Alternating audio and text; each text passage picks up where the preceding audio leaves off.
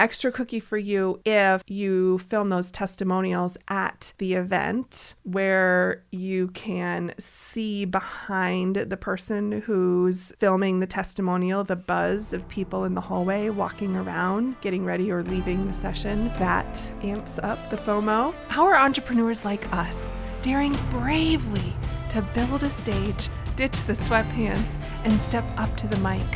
How do we create our own transformative events so we can get our message out into the world in a bigger way that's not only profitable, but it's actually something we can be proud of? That's the question. And the answers are inside this podcast. My name is Sarah Pfeiffer. Welcome to Green Room Central. Have you ever felt like you're missing out on something super cool? Well, today we're going to talk about how to make others feel that way and get them excited about your awesome coaching event. So I put myself in this constant state of FOMO because I'm constantly staring at climbing Mount Everest. But no, not actually climbing Mount Everest, because that would be crazy. I'm talking about the 29029 Everesting event. So it's that event put on by Colin O'Brady and Mark Hodelich and Jesse Itzler, where they have 6 different mountains that you climb here in the US or Canada, and you have a 36-hour period to climb the equivalent of Everest, so to climb the 29029 feet. And it just gets me so darn excited every time I watch. And now that they have 6 events, I don't think it started at 6.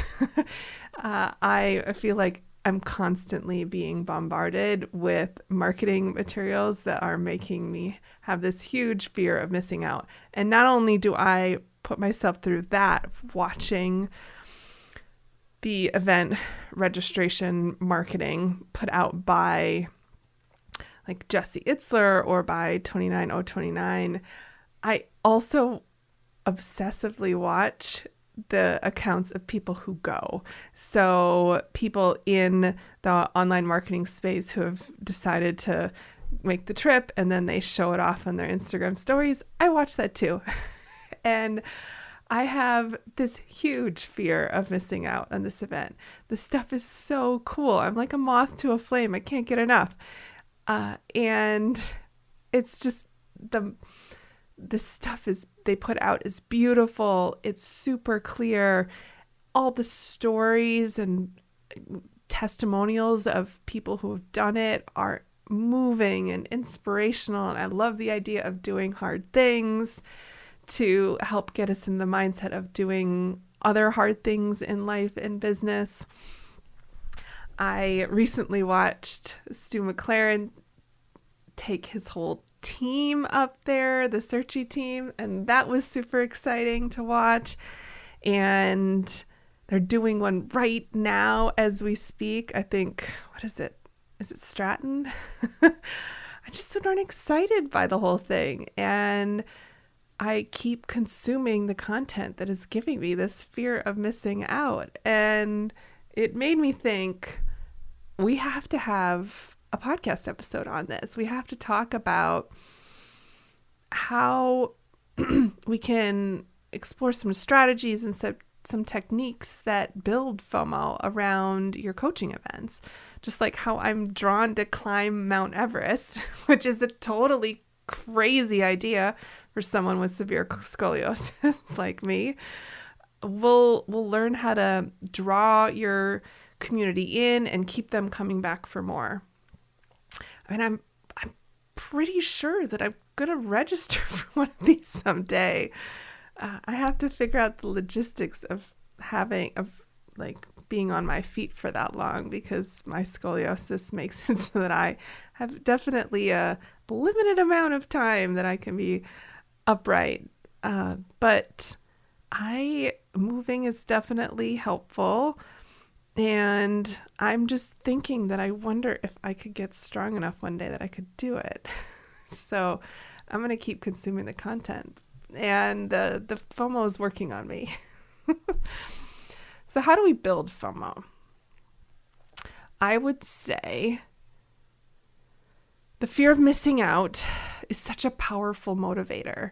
And I mean, it's motivating me to think through, how can I become stronger and more fit and build my endurance so that I can go participate in this event, even though it's probably not optimal for someone with my physical condition. But I'm like, I think I could, if I worked with enough like coaches, trainers, I think I could make this work.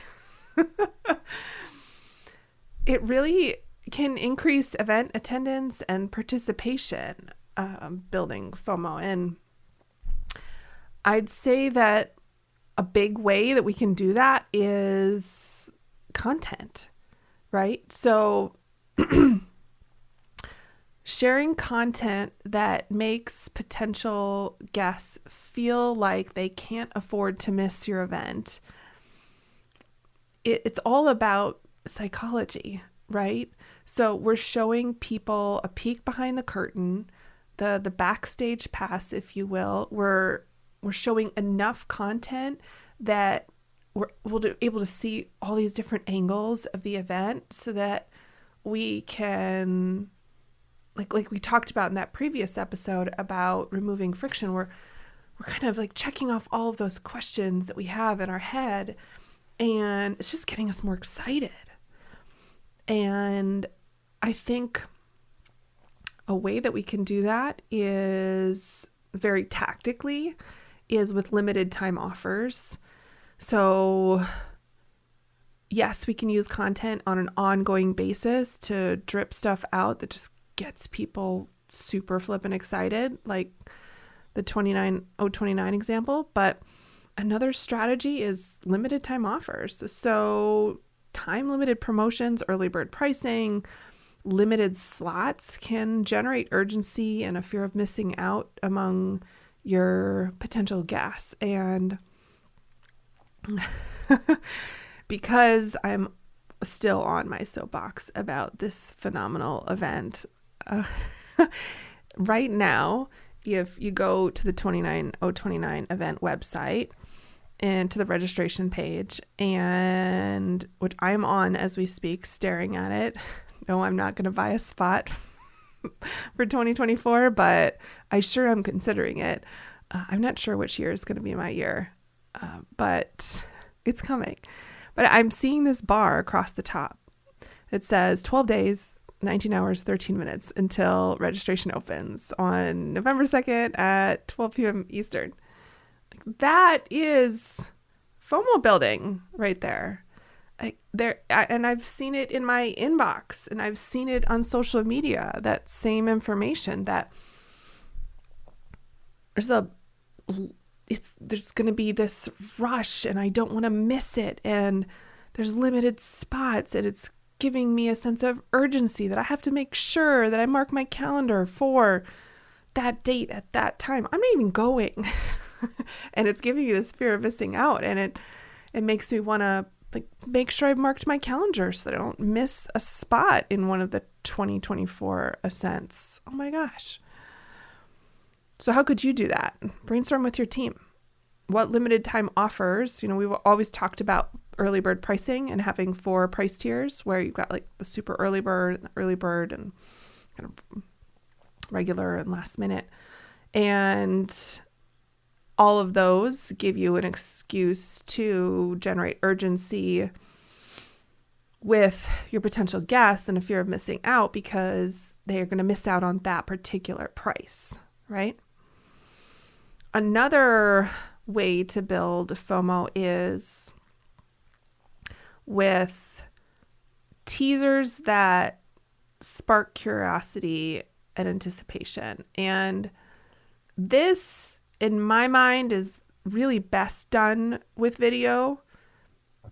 And I love it for you to have a whole bunch of short form video clips that have, it's, kind of like a sizzle reel, if you will. And you can play with a whole bunch of different lengths. And I think that's super, super, super helpful in building FOMO. There's just nothing like the power of video, of feeling like you're in the room and a peek behind that curtain to see, well, what's really happening when I'm at that event, All right, so those are a few tips on how to build it. Now let's talk about content, a little deeper dive. Every piece of content matters. I want you to be super intentional. So first, go do an audit and evaluate all the content that you're putting out leading up to the event, from social media to emails, and make sure that it's consistent and aligned with your event's message. We talked about that in the last episode, in episode 97 on removing friction. So go back and listen to that one if you haven't already. I got on a soapbox for quite a while on branding. I think it's so important to make sure that all of the pieces of content that you're putting out around the event have the event branding, like the look and the feel and the vibe, and that it's from this, like a page in the same book. And when it's clear that this is a piece of content about the event, it kind of gets stored in a different piece of our place in our brain where we're filing away all of these reasons why it's for us or not for us. And when it all looks and feels, sounds the same, it's very easy for us to do that, to go put it in that file store of, oh, that's one more reason why I need to go climb Mount Everest, right? So do an audit and make sure that everything seems really consistent and aligned, and do that vibe check. The other thing I would say in that kind of content matters intentionality bucket is quality over quantity. I recently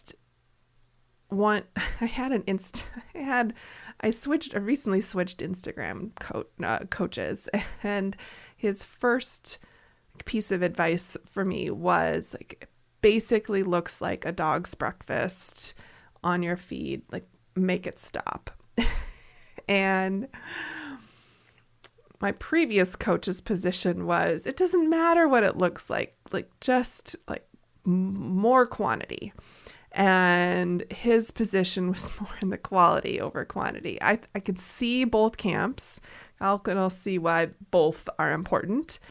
But I think that it's important that you're paying attention to the rules of the platform and what the algorithm favors, and also making sure that the piece is something quality that you would be proud of.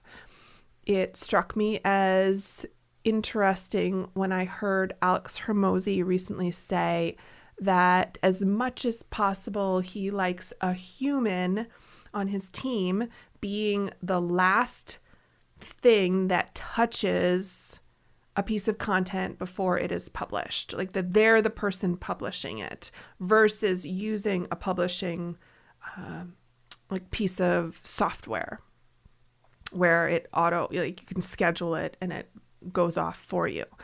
And the reason why he said this was, he said if a human is touching it last and pressing the publish button, and it's immediately going to go live, there's this sense of this urgency and importance and more value put on that act of pressing publish. And he thinks it makes people just make sure everything, like double, triple, quadruple check, like that it's right and on brand and on message, and then it goes. And I thought, oh, wow, so cool. Love that. And let's just be mindful that if we can't put out good stuff about the event, maybe we should dial back a little bit so we can get the quality up, and then go back to ramping up quantity. Because especially when you're doing larger scale conferences, I think there's an expectation of professionalism and reliability, and I think the quality of your stuff, of your content, matters more. So as you evolve your event, you may need to be reevaluating, doing a content audit of kind of, well, what does all this stuff look like? Let's actually pluck it all off of all the different platforms where it is. Maybe I'm visual, print it off, stick it to the wall, and kind of look and like, what story are we telling about this event? And is it the one we intended? And then the last thing in this content matters bucket that I wanted to talk about is storytelling. And it's so important. And I think it can really do a fantastic job of creating that emotional connection with our potential guests that really kind of amps up the FOMO.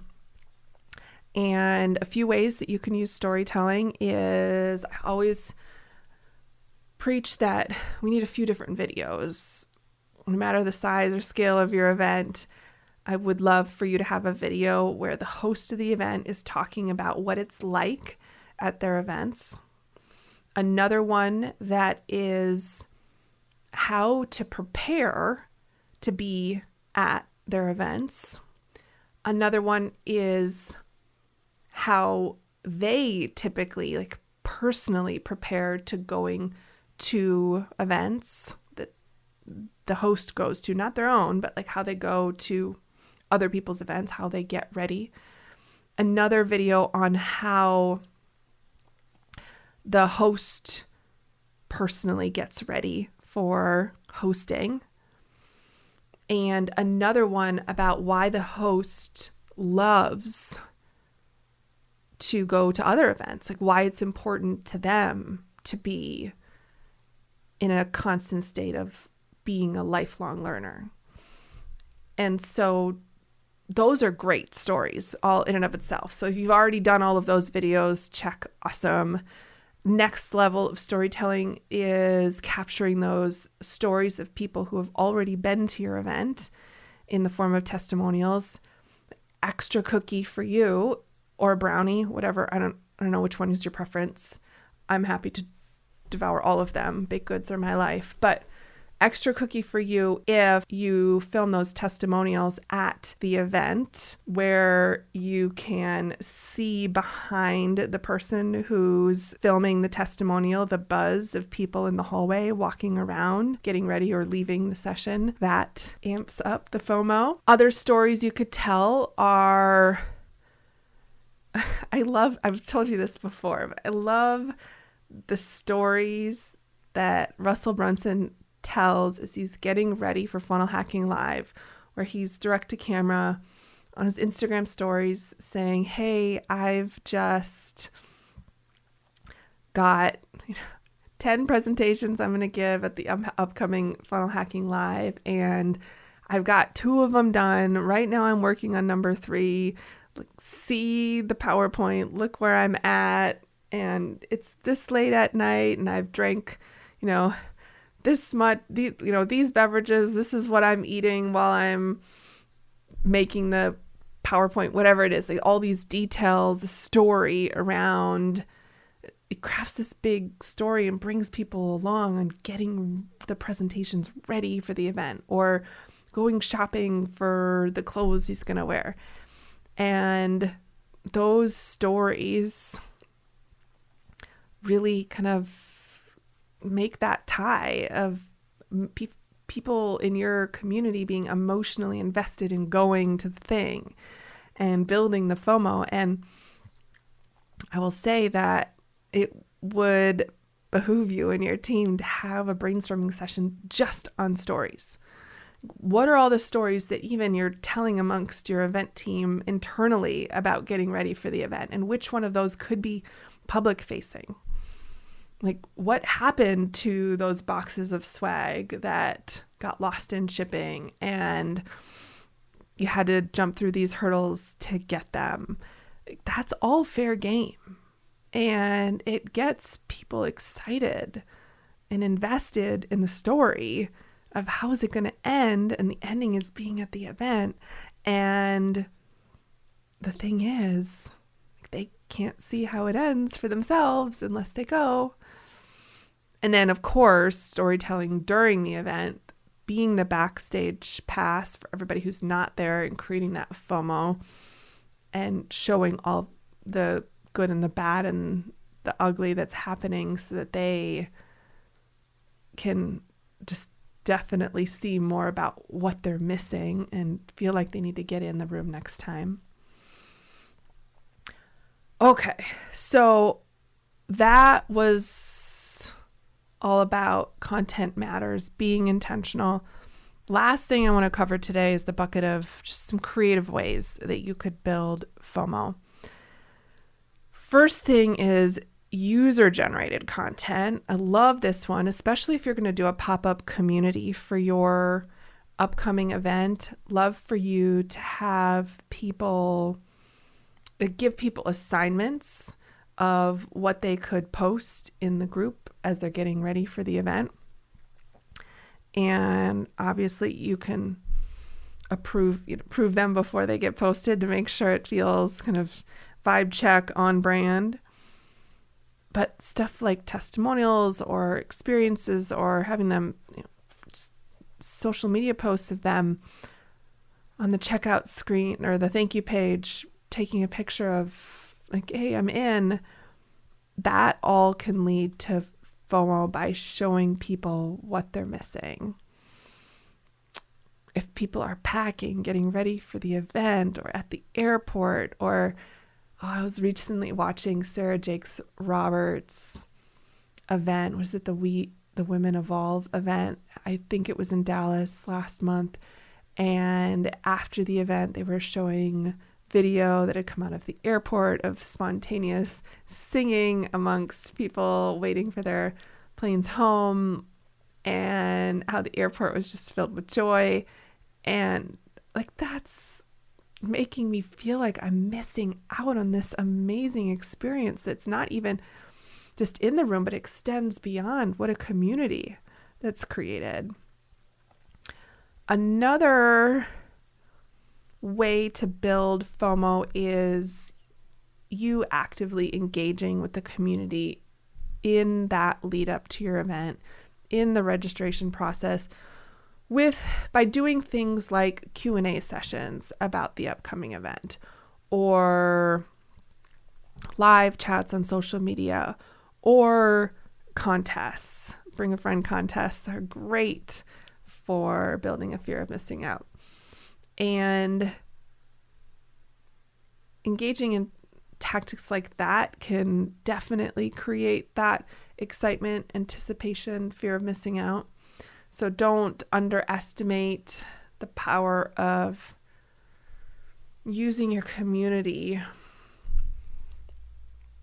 and not even just the ones that are already registered, like we talked in the last bit, but the ones who aren't, because just doing a pop-up Instagram Live, Facebook Live, TikTok Live, to talk Q&A or to even ask people questions like, hey, I'm thinking about doing one of these two presentations. Which one feels right to you? People support what they create. That's another great way to engage with your community about the event on the lead up to the event. And then last thing I would cover is surprise elements. So I think anything that you can do that is unexpected is going to make things stand out and generate that buzz, create the FOMO. So explore. I encourage you to keep a notepad open on your phone that has marketing ideas that have caught your attention and really gotten you excited or surprised you in some way. And just keep a running list of things or screenshots so that when you're getting ready for your next event, you've already got an initial brainstorming list made.